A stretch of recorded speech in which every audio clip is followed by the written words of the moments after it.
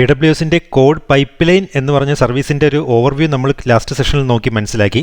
അപ്പോൾ നമ്മൾ ഈ സെഷൻ മുതൽ ഈ ഒരു കോഡ് പൈപ്പ്ലൈൻ എന്ന് പറഞ്ഞൊരു സർവീസ് ഉപയോഗിച്ച് ഈ ഡെവോപ്സിൻ്റെ ഡിഫറെൻറ്റ് സർവീസസ് AWSനെ പ്രൊവൈഡ് ചെയ്തിട്ടുള്ള ഡിഫറെൻറ്റ് സർവീസസ്, കോഡ് കമ്മിറ്റ് ആയിരുന്നാലും കോഡ് ഡിപ്ലോയ് ആയിരുന്നാലും അതുപോലെ കോഡ് ബിൽഡ് ആയിരുന്നാലും അങ്ങനെയുള്ള ഡിഫറെൻറ്റ് സർവീസസ് നമുക്ക് എങ്ങനെ ഇൻറ്റഗ്രേറ്റ് ചെയ്തെടുത്ത് ഒരു ഓട്ടോമേഷൻ പോസിബിൾ ആക്കാം എന്നുള്ള കാര്യം നമുക്ക് നോക്കി മനസ്സിലാക്കി തുടങ്ങാം ഈ ഒരു സെഷൻ മുതൽ. അപ്പോൾ നമുക്ക് പ്രാക്ടിക്കൽ സെഷനിലോട്ട് കിടക്കാം. സോ നമുക്ക് നമ്മുടെ സോഴ്സ് കോഡ് നമ്മുടെ കോഡ് കമ്മിറ്റിലുണ്ട് ഓൾറെഡി. മുമ്പ് നമ്മൾ കണ്ടത് തന്നെയാണ്. കോഡ് റെപ്പോസിറ്ററിയിൽ നമ്മുടെ മൈ വെബ്സൈറ്റ് എന്ന് പറഞ്ഞ ഒരു റെപ്പോസിറ്ററി നമുക്കുണ്ട്. അപ്പോൾ അതിലാണ് നമ്മുടെ സോഴ്സ് കോഡ് കിടക്കുന്നത്.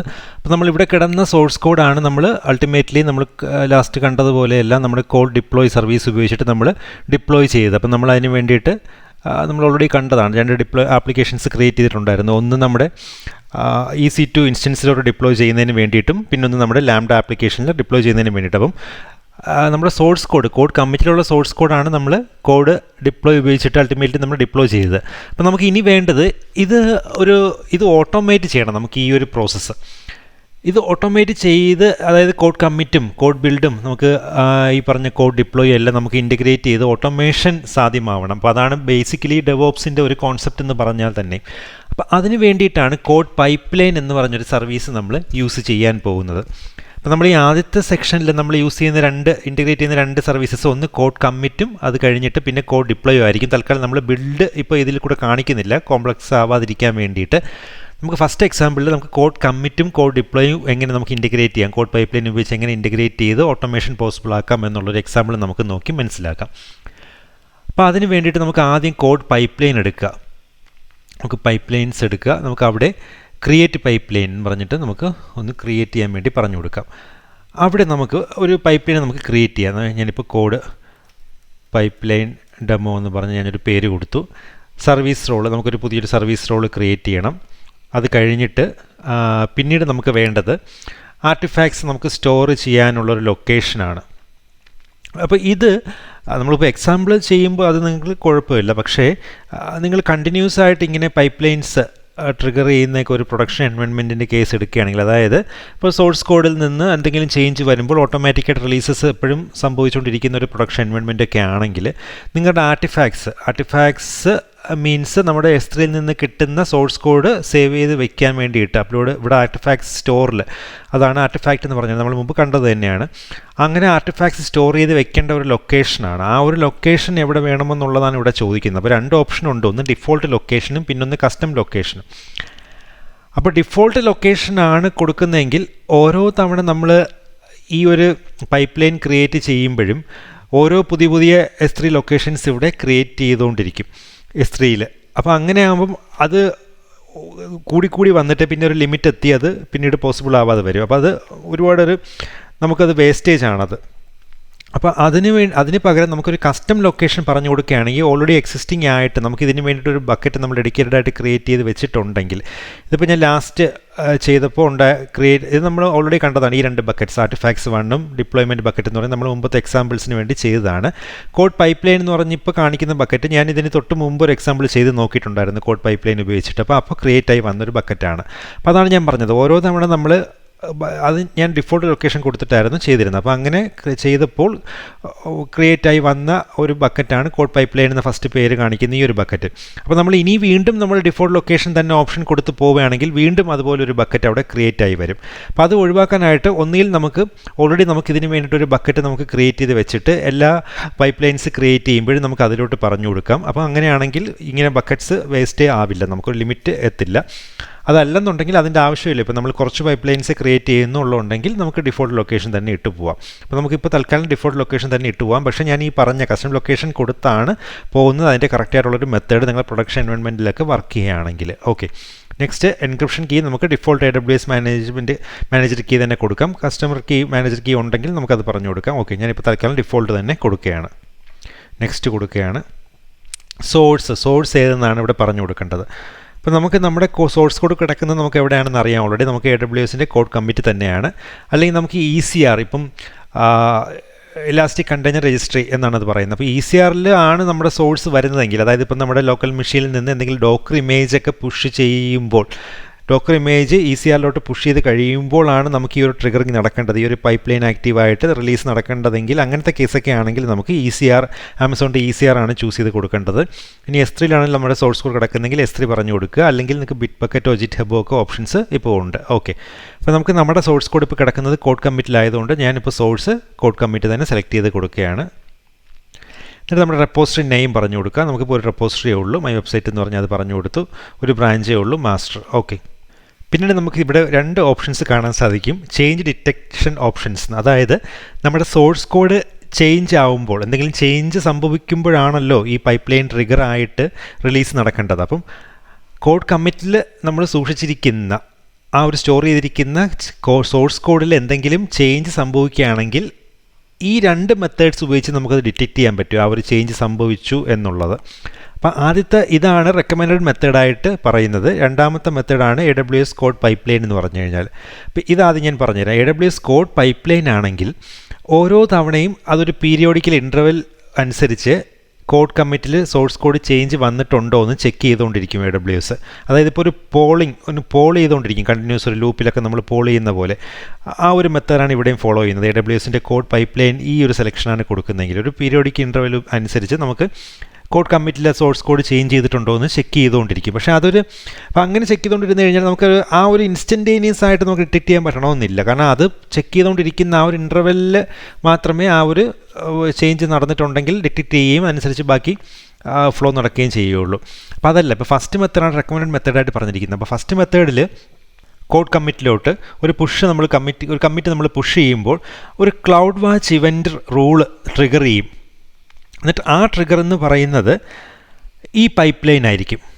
അപ്പോൾ അങ്ങനെ സംഭവിക്കുമ്പോൾ നമുക്ക് ആ ഒരു സോഴ്സ് കോഡിന് ചേഞ്ച് വരുന്ന ആ ഒരു ഇൻസ്റ്റൻറ്റിൽ തന്നെ ഇത് ട്രിഗർ ചെയ്യിപ്പിക്കാൻ നമുക്ക് സാധിക്കും, ഈ ഒരു പൈപ്പ് ലൈൻ. അതായത് ആ ഒരു കമ്മിറ്റ് നമ്മൾ പുഷ് ചെയ്യുന്ന സമയത്ത്, അത് എങ്ങോട്ട് കോഡ് കമ്മിറ്റിലോട്ട് നമ്മൾ ഒരു കമ്മിറ്റ് പുഷ് ചെയ്യുന്ന സമയത്ത് cloud watch event rule trigger ചെയ്യും. അതിൻ്റെ ട്രിഗർ എന്ന് പറഞ്ഞു കഴിഞ്ഞാൽ ഈ ഒരു പൈപ്പ് ലൈൻ ആയിരിക്കും. അപ്പോൾ അതാണ് ഈ ഒരു ആമസോൺ ക്ലൗഡ് വാച്ച് ഇവൻറ്റ്സ് നമ്മൾ കൊടുക്കുകയാണെങ്കിൽ സംഭവിക്കുന്നത്. അപ്പോൾ അതാണ് ഏറ്റവും റെക്കമെൻഡഡ് ആയിട്ടുള്ള ഒരു മെത്തേഡ് എന്ന് പറഞ്ഞു കഴിഞ്ഞാൽ. ഓക്കെ, അടുത്തത് ആർട്ടിഫാക്ട്സ് ഫോർമാറ്റ്. നമുക്ക് ഡിഫോൾട്ട് ഫോർമാറ്റ് തന്നെ ഇട്ടാൽ മതി. അത് കഴിഞ്ഞ് നമുക്ക് നെക്സ്റ്റ് കൊടുക്കാം.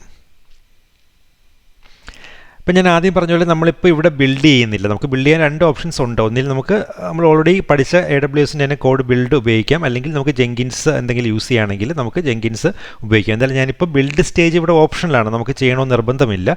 ബിൽഡ് ചെയ്യേണ്ട നമുക്ക് എന്തെങ്കിലും നമ്മൾ ബിൽഡ് സെക്ഷൻ പഠിച്ചപ്പോൾ, ആ സർവീസ് പഠിച്ചപ്പോൾ ഉള്ളതുപോലെ തന്നെ എന്തെങ്കിലും കോഡ് ചെക്ക് ചെയ്യണമെങ്കിലോ അങ്ങനെയുള്ള കാര്യങ്ങളൊക്കെ എന്തെങ്കിലും ഉണ്ടെങ്കിൽ മാത്രം നമുക്ക് ബിൽഡ് ചെയ്താൽ മതി. അല്ലെങ്കിൽ നമുക്ക് ബിൽഡ് ചെയ്യാതെ തന്നെ നമുക്ക് ഡിപ്ലോയ് സ്റ്റേജിലോട്ട് പോകാം. ഞാനിപ്പോൾ തൽക്കാലം സ്കിപ്പ് ചെയ്യാണ് ബിൽഡ് സ്റ്റേജ്. നമുക്ക് പിന്നീട് അടുത്ത സെഷനിൽ അത് നോക്കാം നമുക്ക്. ഓക്കെ, ഞാനിപ്പോൾ സ്കിപ്പ് ചെയ്യാണ്. അത് കഴിഞ്ഞ് നെക്സ്റ്റ് ഡിപ്ലോയ് ആണ് ഉള്ളത്. അപ്പോൾ ഡിപ്ലോയിൽ നമുക്ക് AWSൻ്റെ കോഡ് ഡിപ്ലോയ് തന്നെ നമുക്ക് സെലക്ട് ചെയ്യാം. സർവീസായിട്ട് AWSൻ്റെ കോഡ് ഡിപ്ലോയ് ഞാനിപ്പോൾ ഇവിടെ സെലക്ട് ചെയ്യുകയാണ്. അതിൽ നമുക്ക് നമ്മുടെ ആപ്ലിക്കേഷൻ നെയിം നമ്മൾ ഓൾറെഡി ക്രിയേറ്റ് ചെയ്തിട്ടുണ്ട് 2 applications.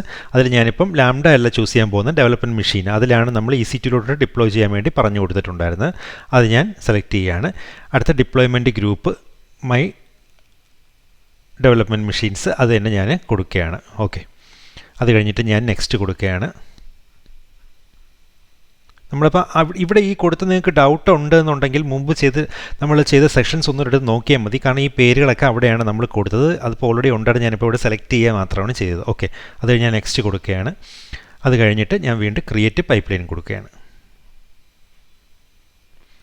A policy code AWS service code demo already exists. Duplicate names are not allowed എന്ന് പറഞ്ഞാണ് കിടക്കുന്നത്. അപ്പോൾ അങ്ങനെ ഒരു പോളിസി ഓൾറെഡി അവിടെ ഉണ്ട്. കാരണം ഞാൻ മുമ്പ് എക്സാമ്പിൾ ചെയ്ത് നോക്കിയപ്പോൾ അത് ഓൾറെഡി ക്രിയേറ്റ് ആയതാണ്. അപ്പോൾ നമുക്ക് ആ പേരൊന്ന് മാറ്റി കൊടുക്കാം.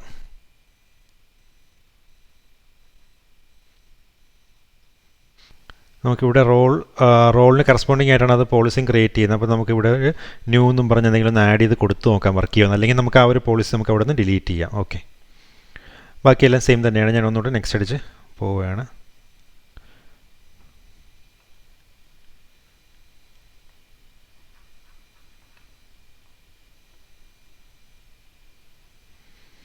ഓക്കെ, അപ്പോൾ നമുക്ക് ആ ഒരു പോളിസി നമുക്ക് അവിടെ നിന്ന് എടുത്തിട്ട് ഡിലീറ്റ് ചെയ്ത് കളയാം. കാരണം അത് ഓൾറെഡി ഉള്ളതുകൊണ്ട് അത് ഇപ്പോഴും അവിടെ ഒരു എറർ കാണിക്കുകയാണ്. ഓക്കെ, അപ്പോൾ നമുക്ക് ആദ്യം IAM ഒന്ന് എടുക്കാം.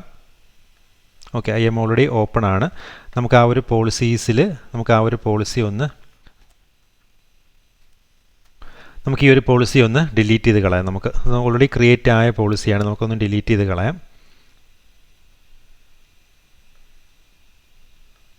അപ്പം ഇങ്ങനെയുള്ള എറേഴ്സ് വരുമ്പോൾ നമുക്ക് എങ്ങനെയാണ് എവിടെയാണ് അത് ടാക്കിൾ ചെയ്യേണ്ടത് എന്നുള്ള കാര്യങ്ങൾ നിങ്ങളൊന്ന് മനസ്സിലാക്കിയിരിക്കുക. കാരണം ഇങ്ങനെയുള്ള എറേഴ്സ് നമ്മൾ എന്തെങ്കിലുമൊക്കെ സംഭവങ്ങൾ ചെയ്യുമ്പോൾ നിങ്ങൾക്ക് വരാൻ ചാൻസ് ഉണ്ട്. അപ്പോൾ അതെങ്ങനെയാണ് ചെക്ക് ചെയ്ത് കറക്റ്റായിട്ട് അത് ഡിറ്റക്റ്റ് ചെയ്യുക എന്നുള്ളതാണ് പ്രാധാന്യം. അപ്പോൾ അതങ്ങ് കണ്ടുപിടിച്ച് കഴിഞ്ഞാൽ നമുക്കത് ക്ലിയർ ചെയ്ത് പോകാൻ പറ്റും. നമുക്ക് ബ്ലൈൻഡായിട്ട് വെറുതെ എന്തെങ്കിലുമൊക്കെ ഡിലീറ്റ് ചെയ്ത് കളഞ്ഞാൽ അതൊന്നും ശരിയാക്കാൻ ശ്രമിക്കരുത്. എന്താണ് കറക്റ്റ് സംഭവിച്ചതെന്ന് മനസ്സിലാക്കിയിട്ട് അതനുസരിച്ചിട്ട് മുന്നോട്ട് പോവുക. ഓക്കെ, മിക്കവാറും നമുക്ക് ഇതിനി ഒന്നുകൂടെ എടുക്കേണ്ടി വരും നമുക്ക്, കാരണം എന്നാലും ഇതിവിടെ റിഫ്രഷ് ആവുള്ളൂ. ഓക്കെ, ഞാൻ നോക്കട്ടെ. നമുക്കതൊന്ന് ക്യാൻസൽ ചെയ്യാം. പെട്ടെന്ന് ക്യാൻസൽ ചെയ്തിട്ട് പെട്ടെന്ന് ഞാനിപ്പോൾ ചെയ്ത സ്റ്റേജസ് ഞാൻ ഒന്നുകൂടെ ഒന്ന് ചെയ്തിട്ട് വരാം. അതിനിപ്പം ഞാൻ സ്കിപ്പ് ചെയ്ത് വിടുകയാണ്. ഓക്കെ,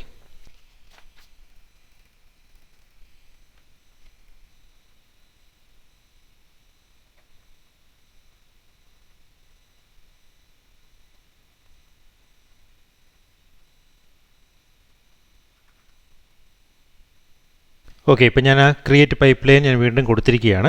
നമുക്ക് ജസ്റ്റ് ഒന്ന് വെയിറ്റ് ചെയ്യാം. മറ്റെന്തെങ്കിലും എറേഴ്സ് ഉണ്ടോ? ഓക്കെ, എറേഴ്സ് ഒന്നുമില്ല. നമുക്ക് ആ പൈപ്പ് ലൈൻ ഇവിടെ ക്രിയേറ്റ് ആയിരിക്കുകയാണ്. അപ്പോൾ ക്രിയേറ്റ് ആയപ്പോൾ തന്നെ നിങ്ങൾക്ക് ഇവിടെ കാണാൻ സാധിക്കും ആ സോഴ്സ് ഇവിടെ നിന്ന് ട്രിഗർ ചെയ്തു. കണ്ടില്ല, ജസ്റ്റ് നൗ എന്നും പറഞ്ഞ് ഇവിടെ കാണിക്കുന്നുണ്ട്. ഓക്കെ, അപ്പോൾ ആ ഒരു പൈപ്പ് ലൈൻ ട്രിഗർ ചെയ്ത് കഴിഞ്ഞു. അത് ഈ പൈപ്പ് ലൈൻ നമ്മൾ ക്രിയേറ്റ് ചെയ്തപ്പോൾ തന്നെ ഇതിവിടെ ഇൻ പ്രോഗ്രസ് എന്ന് കാണിക്കുന്നുണ്ട്. അതായത് സോഴ്സിൽ നിന്ന് അത് എടുത്തുകൊണ്ട് വന്നത്. ഇപ്പോൾ സോഴ്സിൽ നിന്ന് അത് ഫെച്ച് ചെയ്തുകൊണ്ട് വരുന്ന പ്രോസസ്സ് അത് സക്സീഡ് ആയി കഴിഞ്ഞിരിക്കുകയാണ്. അപ്പോൾ അത് കഴിഞ്ഞ് നെക്സ്റ്റ് സ്റ്റേജ് നമ്മൾ എന്താണ് കൊടുത്തത്? ഡിപ്ലോയ് ആണ് കൊടുത്തത്. അപ്പോൾ നെക്സ്റ്റ് ഡിപ്ലോയ് സ്റ്റേജ് ഇപ്പോൾ ഇൻ പ്രോഗ്രസ് ആണെന്ന് കാണാൻ സാധിക്കും. അപ്പം ഡിപ്ലോയ് സക്സസ്ഫുള്ളി ചെയ്യാൻ സാധിച്ചു കഴിഞ്ഞാൽ അതും സക്സസ് ആവും. നമുക്ക് ജസ്റ്റ് ഒന്ന് വെയിറ്റ് ചെയ്ത് നോക്കാം കുറച്ച് നേരം. അതായത് നമ്മൾ ഈ ഒരു പൈപ്പ് ലൈൻ ക്രിയേറ്റ് ആയപ്പോൾ തന്നെ സോഴ്സ് കോഡിൽ നിന്ന് അത് ഫസ്റ്റ് സോഴ്സ് കോഡ് ആ ഒരു സ്റ്റേജ് ട്രിഗറായി ഓട്ടോമാറ്റിക്കായിട്ട്. അപ്പോൾ അത് സക്സസ് ആയ ശേഷം നെക്സ്റ്റ് സ്റ്റേജിലോട്ട് പോയി. നെക്സ്റ്റ് സ്റ്റേജ് ഡിപ്ലോയ് ആണ്. അപ്പോൾ ഡിപ്ലോയ് ഇപ്പോൾ ഇൻ പ്രോഗ്രസ് ആണ്. നമുക്കത് വെയിറ്റ് ചെയ്ത് നോക്കാം. ഓക്കെ, അപ്പോൾ അതും സക്സീഡ് ആയി കഴിഞ്ഞു. അപ്പോൾ നമ്മളിപ്പോൾ ഡിപ്ലോയ് ചെയ്യാൻ പറഞ്ഞത് നമ്മുടെ EC2 മെഷീനിലോട്ടാണ്. നമുക്ക് നമ്മുടെ EC2 ഒന്ന് എടുത്ത് നോക്കാം. നമ്മൾ ഓൾറെഡി ഇത് മാനുവലി നമ്മൾ ചെയ്തപ്പോൾ, നമ്മൾ ഡിപ്ലോയ്മെൻറ്റ് സ്റ്റേജ് ചെയ്ത സെയിം സംഭവം തന്നെയാണ് നമ്മളിപ്പം ഓട്ടോമേറ്റ് ചെയ്ത് ഈ ഒരു പൈപ്പ് ലൈനിലാക്കിയത്. അപ്പോൾ നമ്മുടെ EC2 മെഷീൻ എടുത്ത് നോക്കിക്കഴിഞ്ഞാൽ നമുക്ക് അവിടെ നമ്മുടെ സോഴ്സ് കോഡ് ഡിപ്ലോയ് ആയി. അപ്പോൾ നമുക്കിവിടെ നമ്മുടെ ആ ഒരു വെബ് സെർവർ ഇവിടെ കാണാൻ സാധിക്കുന്നുണ്ട്. ആ ഒരു ഡിഫോൾട്ട് പേജ് നമുക്കിവിടെ കാണാൻ സാധിക്കുന്നുണ്ടോ എന്ന് നമുക്കൊന്ന് ചെക്ക് ചെയ്ത് നോക്കാം. ഓക്കെ, നമ്മളിപ്പോൾ കൊടുത്തത് ഇൻറ്റേർണൽ IP കൊടുത്തത്. ഓക്കെ, നമുക്കിവിടെ പബ്ലിക് IP അല്ലെങ്കിൽ പബ്ലിക് DNS കൊടുത്ത് നോക്കാം.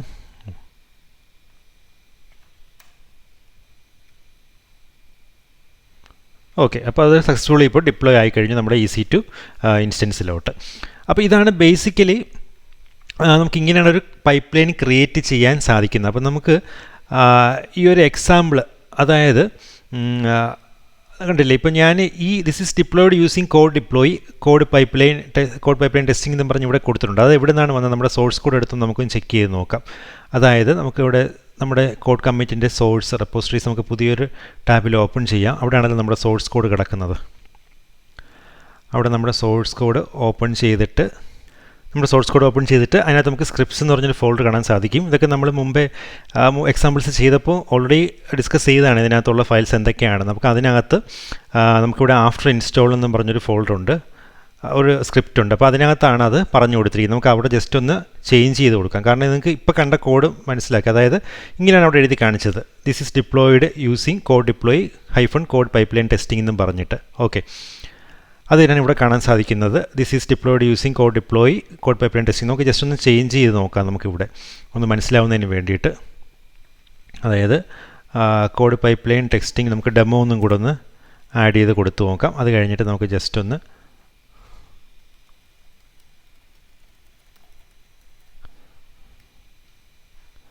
കമ്മിറ്റ് ചെയ്യുകയാണ് ഞാൻ. അപ്പോൾ കമ്മിറ്റ് ചെയ്ത് കഴിഞ്ഞ ഉടനെ തന്നെ നമുക്ക് ആ പൈപ്പ് ലൈൻ ഓട്ടോമാറ്റിക്കായിട്ട് ട്രിഗർ ആവണം. നമുക്കിവിടെ ഒന്ന് വെയിറ്റ് ചെയ്യാം. ട്രിഗർ കണ്ടില്ലേ, പെട്ടെന്ന് തന്നെ അത് ഇൻ പ്രോഗ്രസ് ആയി. വീണ്ടും നേരത്തെ കഴിഞ്ഞ് സക്സീഡ് കാണിച്ചിരിക്കുകയായിരുന്നു. ഇപ്പോൾ നമ്മൾ ആ ഒരു സോഴ്സ് കോഡ് ചേഞ്ച് വരുത്തിയപ്പോൾ തന്നെ പെട്ടെന്ന് വീണ്ടും അത് ഈ ഒരു പൈപ്പ് ലൈൻ ട്രിഗറായി. എന്നിട്ട് സോഴ്സിൻ്റെ അവിടെ ഫസ്റ്റ് സ്റ്റേജ് ട്രിഗറായി ഇൻ പ്രോഗ്രസ് ആണ് ഇപ്പോൾ കാണിച്ചുകൊണ്ടിരിക്കുന്നത്. അപ്പോൾ അത് കഴിഞ്ഞ് സക്സസ്ഫുള്ളി അത് ആ സോഴ്സ് കോഡ് ഫെച്ച് ചെയ്ത് കഴിയുമ്പോൾ നെക്സ്റ്റ് സ്റ്റേജിലോട്ട് പോയി, ഡിപ്ലോയിലോട്ട് പോയി. നമുക്കതും സക്സസ് ആയി കഴിഞ്ഞിട്ട് നമുക്ക് കറക്റ്റായിട്ട് റിലീസ് നടന്നിട്ടുണ്ടോ എന്ന് നമുക്കൊന്ന് ചെക്ക് ചെയ്ത് നോക്കാം.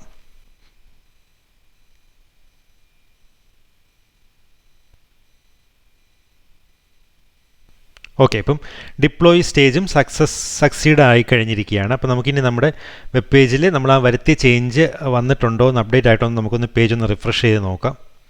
കണ്ടില്ലേ, അത് മാറി. ഇപ്പോൾ ടെസ്റ്റിംഗ് ഡെമോ എന്നും പറഞ്ഞ് മാറിയിരിക്കുകയാണ്. നമ്മൾ ഈ ഡെമോ എന്ന് പറഞ്ഞാൽ വേർഡ് നമ്മളിപ്പോൾ എക്സ്ട്രാ ആഡ് ചെയ്ത് കൊടുത്തതാണ്. അപ്പം ഇതാണ് ഈ കോഡ് പൈപ്പ് ലൈൻ ഉപയോഗിച്ച് ഓട്ടോമേഷൻ നമുക്ക് ചെയ്യുന്നതിൻ്റെ ഏറ്റവും വലിയ ഗുണമെന്ന് പറഞ്ഞാൽ, നമുക്ക് എന്തെങ്കിലും സോഴ്സ് കോഡിൽ ഒരു ചേഞ്ച് വരുത്തി കഴിഞ്ഞാൽ ഓട്ടോമാറ്റിക്കായിട്ട് തന്നെ ആ ഒരു പൈപ്പ് ലൈൻ ട്രിഗർ ആവുകയും ആ ഒരു റിലീസ് ഓട്ടോമാറ്റിക്കായിട്ട് തന്നെ സംഭവിക്കുകയും ചെയ്യും. അപ്പോൾ ഏറ്റവും എളുപ്പത്തിൽ നമുക്ക് റിലീസസ് ചെയ്യാൻ പറ്റും. നമുക്ക് ഈ ഒരു കോഡ് പൈപ്പ് ലൈൻ ഉപയോഗിച്ചിട്ട് ഈ പറഞ്ഞ കോഡ് കമ്മിറ്റും ഡിപ്ലോയ്മെൻറ്റും സ്റ്റേജസ് എല്ലാം ഇൻറ്റഗ്രേറ്റ് ചെയ്ത് ഓട്ടോമേഷൻ എത്രയും പെട്ടെന്ന് നമുക്ക് പോസിബിൾ ആക്കാൻ പറ്റും റിലീസസും കാര്യങ്ങളൊക്കെ ചെയ്യുന്നത്. അപ്പോൾ ഇതാണ് എൻ്റെ ഏറ്റവും വലിയ അഡ്വാൻറ്റേജ് എന്ന് പറഞ്ഞു കഴിഞ്ഞാൽ. നമുക്ക് ഇനി നെക്സ്റ്റ് സെഷൻസിൽ ഇതിൻ്റെ കൂടുതലും നമുക്ക് ഈ ബിൽഡ് സ്റ്റേജും കൂടെയൊക്കെ എങ്ങനെ ഇൻറ്റഗ്രേറ്റ് ചെയ്യാമെന്നുള്ള കാര്യങ്ങളും അത് കഴിഞ്ഞ് കൂടുതൽ കാര്യങ്ങളൊക്കെ നോക്കി മനസ്സിലാക്കാം ഈ ഒരു കോഡ് പൈപ്പ് ലൈൻ്റെ.